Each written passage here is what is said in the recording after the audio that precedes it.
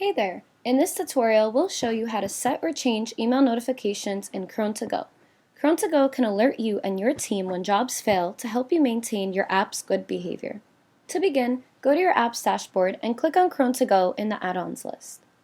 Cron To Go's dashboard presents the list of your jobs. We'll click the Notifications menu item to bring up the Notification Settings dialog. If your plan doesn't have the email notifications feature enabled, you'll be asked to upgrade. The trigger determines in which cases the notifications will be sent. By default, notifications are sent when a job first fails and then again only if it executes successfully. Next, you can choose whether to send notifications to all app members, which is a dynamic list that changes whenever you add or remove members in Heroku, or you can send emails to designated email addresses.